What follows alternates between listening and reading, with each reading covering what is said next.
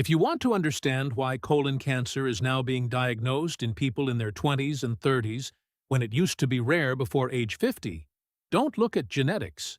Look at what's on their plate and what's missing from it.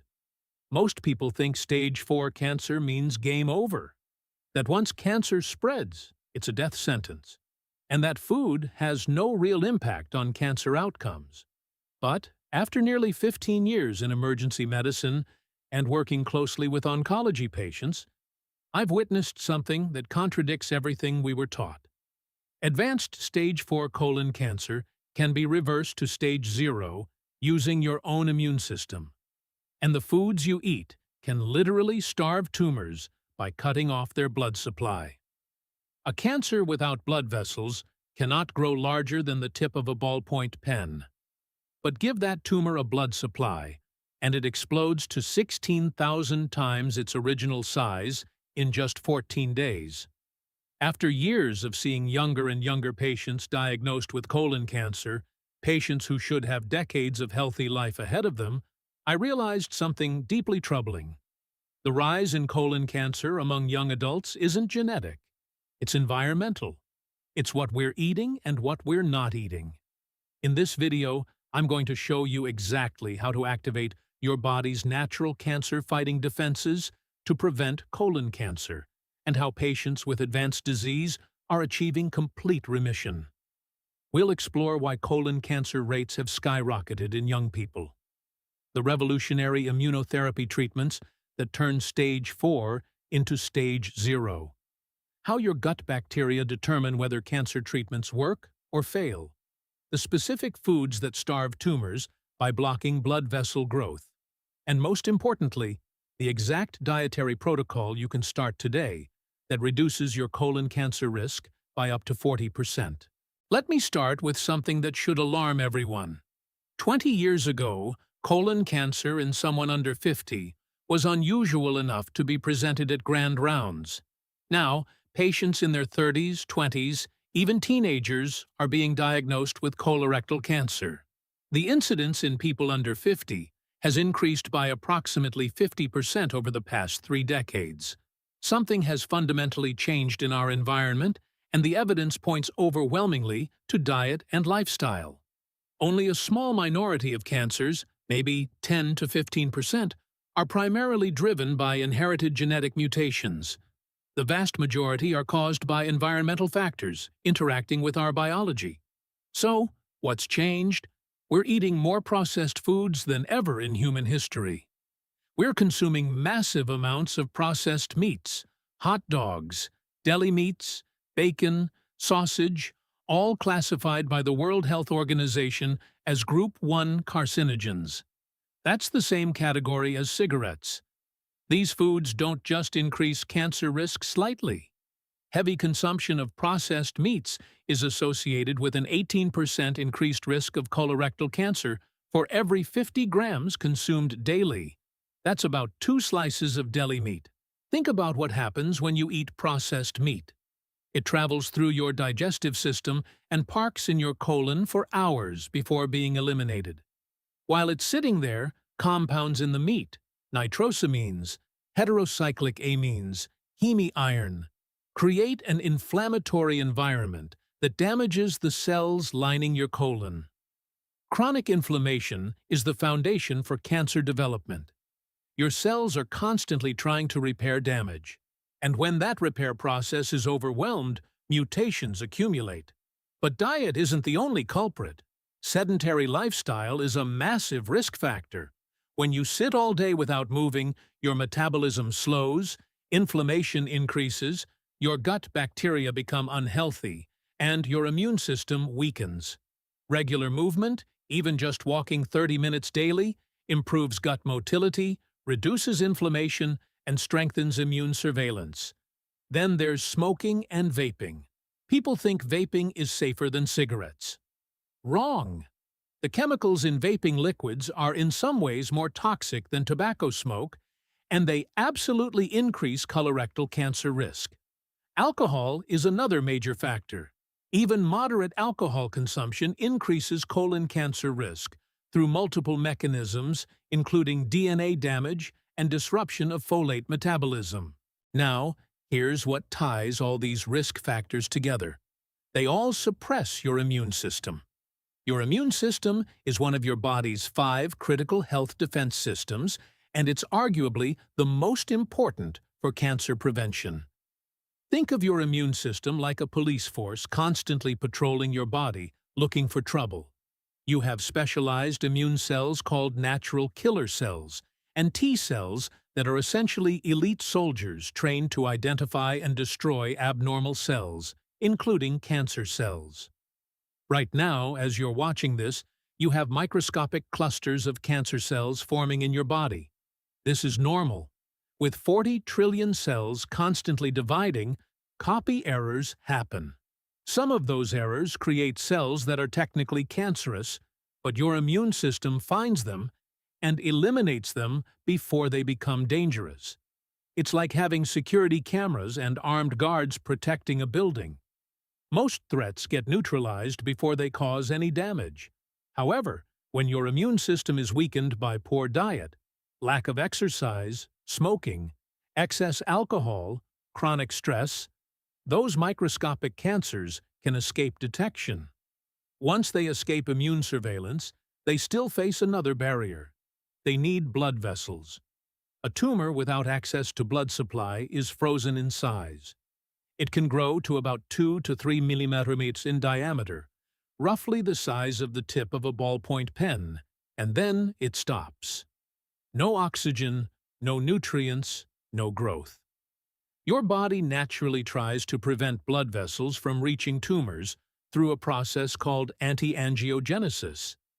Angiogenesis simply means the growth of new blood vessels. Your body tightly regulates this because you need just the right amount. Too few blood vessels and tissues die from lack of oxygen. Too many blood vessels, and you get problems like diabetic blindness, where excessive vessel growth in the eye causes vision loss. Think of blood vessel growth like maintaining a lawn at the perfect height. Not too long, not too short, just right. That's the Goldilocks zone your body maintains. But here's what makes cancer so dangerous. Cancer cells can hijack your angiogenesis system.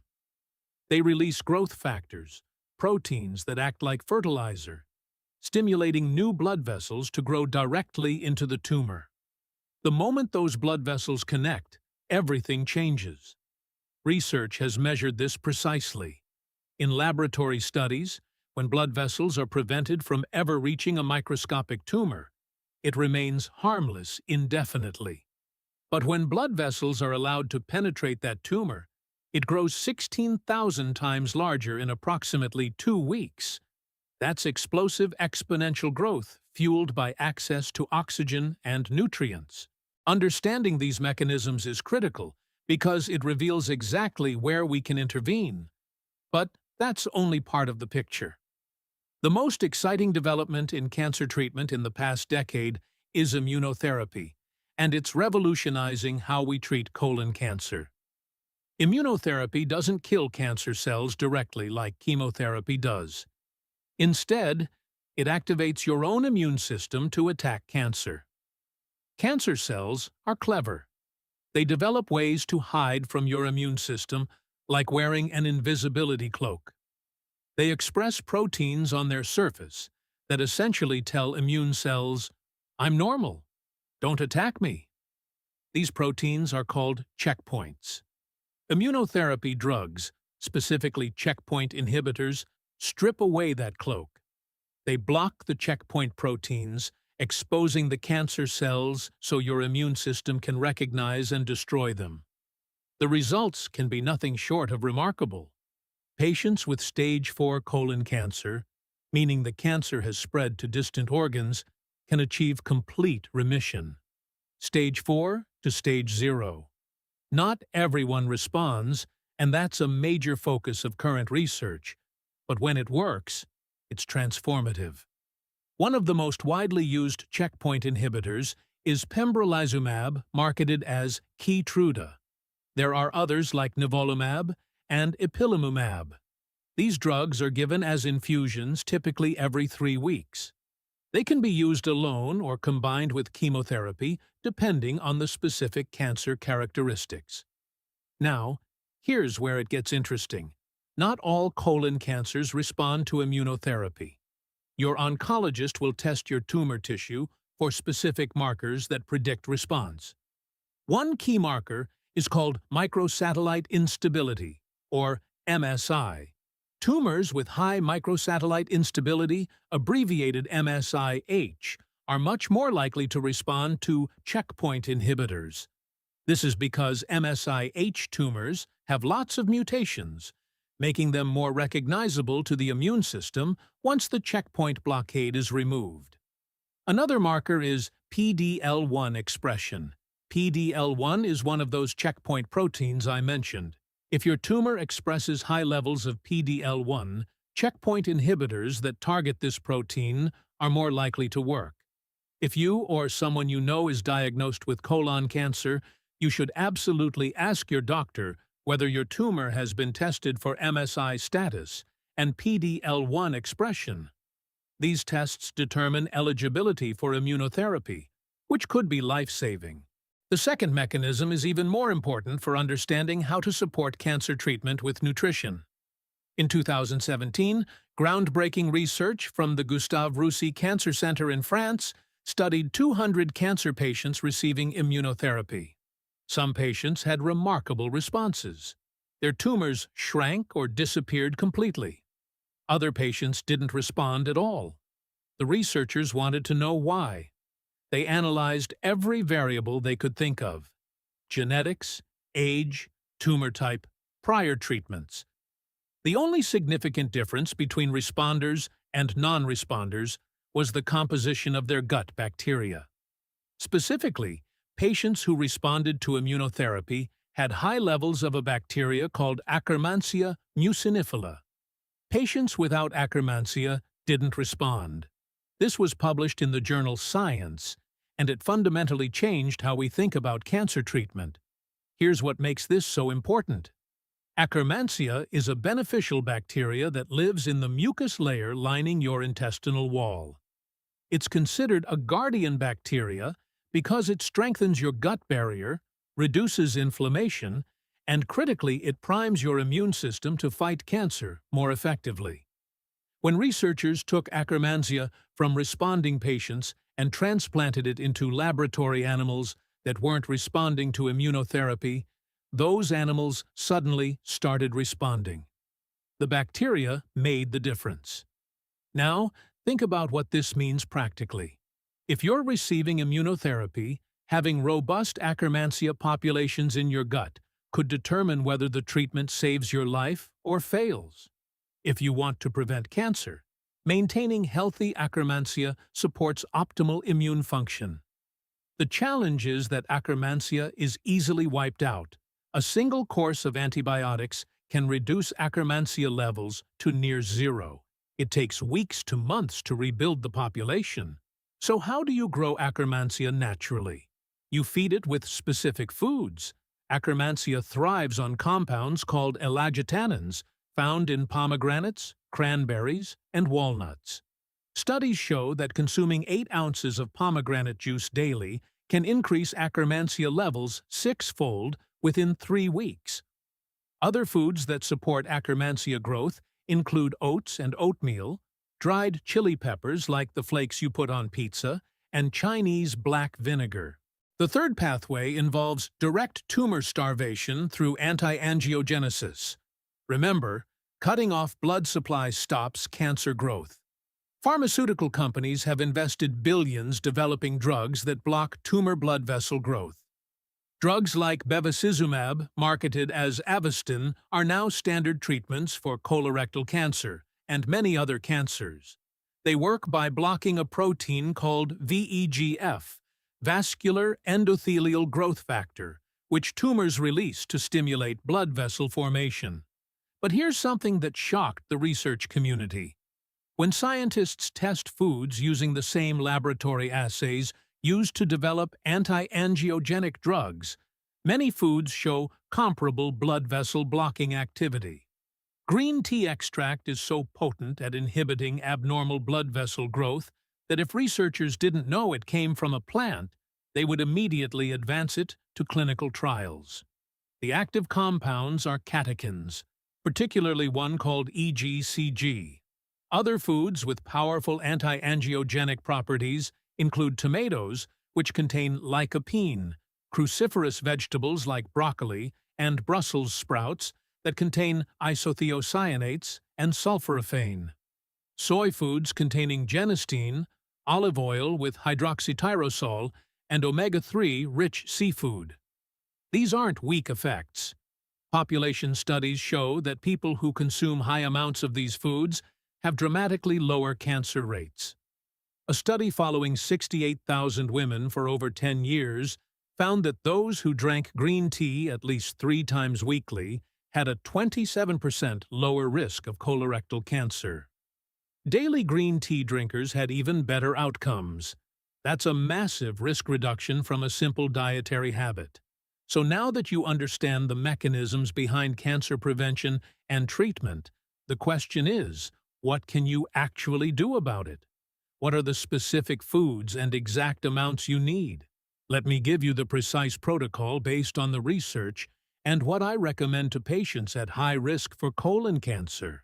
The foundation is dietary fiber. This is non-negotiable.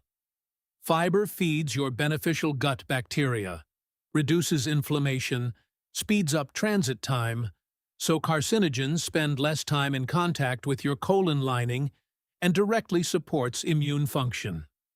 A landmark study on melanoma patients receiving immunotherapy found that for every 5 to 6 grams of dietary fiber consumed daily, mortality decreased by 30%. 5 to 6 GD is the amount in one medium pair. The current recommendation is at least 25 to 30 G of fiber daily for women and 30 to 38 Gs for men. Most Americans consume less than 15 G. You need to double or triple your fiber intake. The best sources are beans and legumes. Black beans, pinto beans, white beans, chickpeas, lentils, all provide approximately 15 grams of fiber per cup when cooked. Eat beans at least 4 times per week, ideally daily. 1 cup of cooked beans gives you half your daily fiber requirement. If you're not used to eating beans, start slowly to avoid digestive discomfort. Begin with half a cup 3 times per week and gradually increase. Whole grains are another excellent fiber source. Oatmeal, brown rice, quinoa, whole wheat, barley, all contribute significant fiber. 1 cup of cooked oatmeal provides about 4 Gs of fiber and supports Akkermansia growth. Fruits and vegetables obviously contain fiber, but you need larger volumes to hit your targets. Berries, apples, pears, all good choices. Cruciferous vegetables like broccoli, Brussels sprouts, and kale provide both fiber and cancer-fighting compounds. The second critical component is polyphenols. These are plant compounds that feed beneficial gut bacteria, reduce inflammation, and have direct anti-cancer effects. The best sources are deeply colored fruits and vegetables. Blueberries, strawberries, raspberries, blackberries, all rich in anthocyanins. Aim for 1 to 2 cups of mixed berries daily. Pomegranate, either as fresh fruit or pure juice with no added sugar, provides elagotannins that grow Akkermansia. 4 to 8 ounces of pomegranate juice daily, or half a fresh pomegranate. Green tea 3 cups daily brewed properly. Heat water to about 175 degrees, not quite boiling. Steep for 3 to 5 minutes. Don't add dairy milk as the proteins bind to the beneficial catechins. Adding lemon juice increases absorption. Coffee also counts. Regular coffee consumption is associated with lower colorectal cancer risk. 2 to 3 cups daily provides chlorogenic acid and other beneficial compounds. Extra virgin olive oil 2 to 4 tablespoons daily. Use it on salads, vegetables, or just take it by the spoonful. The polyphenols in high-quality olive oil, hydroxytyrosol, and oleocanthal are powerfully anti-inflammatory and anti-angiogenic. Dark chocolate at 70% cacao or higher, about 30 green or 2 small squares daily, provides flavonoids that support vascular health and have anti-cancer properties. The third component is omega-3 fatty acids. We used to think you could only get meaningful amounts from salmon and fatty fish, but research shows that even white fish like cod and halibut and shellfish like shrimp, mussels, and clams contain beneficial omega-3s.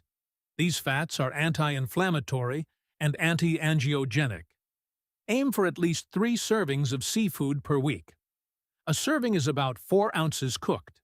If you're vegetarian or vegan, focus on ground flaxseed, 2 to 4 tablespoons daily, chia seeds, walnuts, and consider an algae-based omega-3 supplement that provides EPA and DHA directly. The fourth component is cruciferous vegetables, and here's a critical detail most people miss.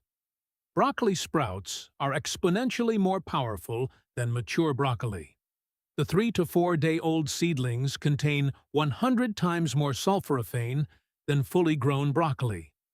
Sulforaphane activates your body's detoxification systems and has direct anti-cancer effects. A small handful of broccoli sprouts, about a quarter cup, 3 to 4 times per week, provides more benefit than eating pounds of mature broccoli. You can buy sprouts at many grocery stores or grow them yourself in a jar in 4 days. If you can't find sprouts, eat regular broccoli, but focus on the stems which have twice the sulforaphane as the florets. Lightly steam for 3 to 4 minutes to maximize bioavailability. Never boil, as it destroys sulforaphane. The fifth component is soy foods. There's persistent misinformation that soy is dangerous because of phytoestrogens. This is completely wrong. The phytoestrogens in soy, primarily genistein, actually block human estrogen receptors and have protective effects against hormone-related cancers. Genistein is also one of the most potent anti-angiogenic compounds ever tested, blocking tumor blood vessel growth by over 70% in experimental models. Population studies consistently show that high soy consumption is associated with lower cancer rates. Aim for 2 to 3 servings of whole soy foods per week. Tofu, tempeh, edamame, unsweetened soy milk, all excellent choices. Avoid highly processed soy protein isolates. Stick with whole food forms. Now, here are my pro tips from 15 years of clinical practice for maximizing these protective effects. Timing matters. Your gut bacteria and immune system are most active at night while you sleep. Consume your fiber-rich foods and polyphenols throughout the day, so nutrients are available when these systems are doing their heavy lifting. Don't eat large meals within 3 hours of bedtime, as active digestion interferes with cellular repair and immune surveillance. Consistency beats intensity. Eating a cup of beans once a week doesn't help. Eating half a cup of beans 6 days a week transforms your gut microbiome. Same with green tea, berries, all of it. Daily consistency creates sustained activation of protective pathways. Preparation methods dramatically affect nutrient availability. Tomatoes should be cooked because heat releases lycopene. Raw tomatoes provide minimal lycopene. Tomato sauce, paste, and roasted tomatoes are ideal. Add olive oil when cooking tomatoes because lycopene is fat-soluble. Cruciferous vegetables should be lightly steamed or eaten raw. Overcooking destroys sulforaphane. With green tea, water temperature and steeping time matter. Too hot, and you destroy catechins. Too cool, and you don't extract them. 175 for 3 to 5 minutes is optimal. Variety creates synergy. Don't just eat blueberries. Rotate between blueberries, strawberries, raspberries, blackberries. Each contains different anthocyanins that work together. Don't just eat black beans. Rotate beans, lentils, chickpeas. Different fibers feed different bacteria. The diversity of your diet directly determines the diversity of your gut microbiome, and microbiome diversity predicts health outcomes. If you're currently receiving treatment for cancer, these dietary strategies can support treatment effectiveness. But this is not about replacing medical care. This is about optimizing your body's response to treatment. Work with your oncologist. Make sure they know what you're eating. Some foods can interact with certain chemotherapy drugs. Though most interactions are beneficial if you're concerned about preventing cancer, especially if you have family history, these foods should be the foundation of your daily diet. You don't need perfection. You need consistency with the high-impact foods. Beans or legumes daily. Berries daily. Green tea or coffee daily. Cruciferous vegetables at least 4 times weekly. Seafood at least 3 times weekly. Extra virgin olive oil daily. That covers your bases. The biggest mistake I see is people thinking they need to overhaul their entire life overnight. Start with one change. Add a cup of beans to your lunch or dinner. Do that consistently for 2 weeks. Then add a cup of berries at breakfast. 2 more weeks. Then add 3 cups of green tea. Build gradually. Sustainable change happens slowly. Another mistake is assuming supplements can replace whole foods. You can buy fiber supplements, omega-3 capsules, polyphenol extracts. These have their place, especially if you genuinely can't access certain whole foods. But supplements provide isolated compounds. Whole foods provide hundreds of compounds working synergistically. A cup of blueberries contains not just anthocyanins, but also vitamin C, vitamin K, manganese, fiber, and dozens of other polyphenols that enhance each other's effects. That synergy cannot be replicated in a capsule. The whole food is always more powerful. One more critical point. If you have digestive symptoms, blood in your stool, persistent changes in bowel habits, unexplained weight loss, get screened. Don't wait. Colon cancer is highly treatable when caught early, but deadly when diagnosed late. Screening guidelines now recommend colonoscopy, starting at age 45, for average-risk individuals. Earlier if you have risk factors. If you're experiencing symptoms, don't wait until you hit the age threshold. Talk to your doctor immediately. Look, colon cancer doesn't have to be an inevitable part of aging, and stage 4 disease doesn't have to be a death sentence. The patients I see who prevent cancer or who achieve remission from advanced disease aren't genetically superior. They're not lucky. They consistently support their body's natural defense systems with the right nutrition. Your immune system can recognize and destroy cancer cells if you give it the support it needs. Your body can prevent blood vessels from feeding tumors if you eat foods that activate anti-angiogenic pathways. Your gut bacteria can prime your immune system to respond to treatment if you feed those bacteria properly. These systems exist in you right now. The question is whether you're activating them or suppressing them with your daily choices. Here's what we've covered.